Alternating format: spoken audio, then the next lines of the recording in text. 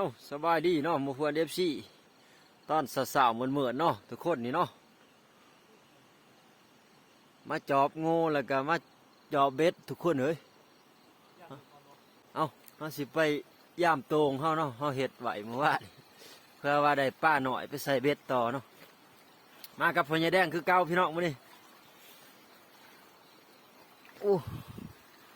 เบิ่งเนาะโตงเฮามีปลาซิวลงบ่พอได้เอาไปใส่เหยื่อเบ็ดเนาะทุกคนเนาะ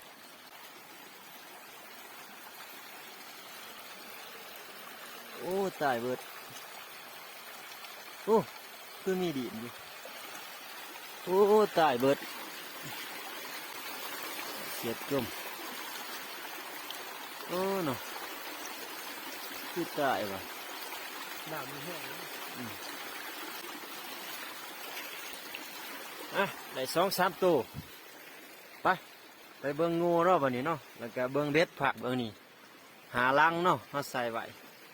ไปบรรยากาศยามเช้าเนาะทุกคนเนาะ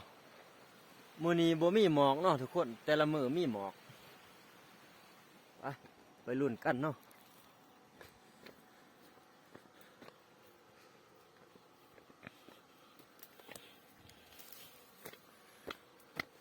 ภาคเบิ่งนี่หาลังเนาะกับงูเนาะส่วนภาคเบิ่งนั้นหลายลังเติบเนาะเฮาใส่ไว้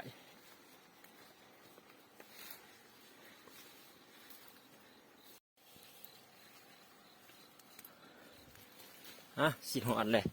ลังแหลกเดี๋ยวเนาะลังนี่เปลี่ยนเหยื่อเลยเด้อกันมันร้อนบ่ส่งเนาะสายบ่เข่งจักดิโอ้ใส่เหยื่อใหม่เลย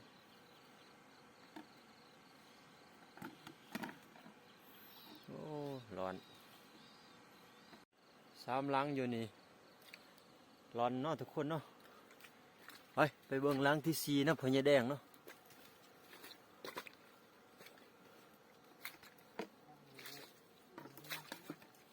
โอ้ลังนี่เงียบเนาะใส่เหยื่อไว้คือเก่าลังที่4ก็บ่มีวีแววเนาะทุกคนเนาะยังตัวน้อยตัวเดียวไปเบิ่งใหม่เนาะใส่ลังที่5ใช่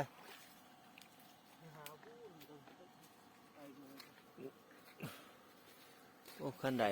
ในงูมาเปลี่ยนเป็นเหยื่อลอยเลยเบิ่งลังที่5เนาะทุกคนเนาะโอ้ลังที่5ก็คือเก่าเนาะร้อนปะใช่งูโอ้ยามงูเลยลังที่5เฮาร้อนเนาะทุกคนเนาะเดี๋ยวถ้าเบิ่งปลาซิวในงูเนาะคนเนาะพ่อใหญ่แดงกำลังกูงูเดี๋ยวปลานิ่นตัวเดียวปลาซิวบ่มีเอาแล่บาดบ่มีเหยื่อซับบาดได้ปลานิ่นตัวเดียวเนาะทุกคนเนาะเอาขู่ให้เพิ่นก็ว้าย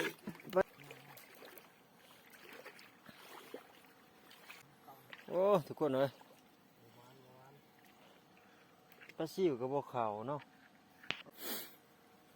ไปรุ่นผักนั่นต่อเนาะเบ็ดเนาะผักนั่นก็ล้างเติบทุกคนเลย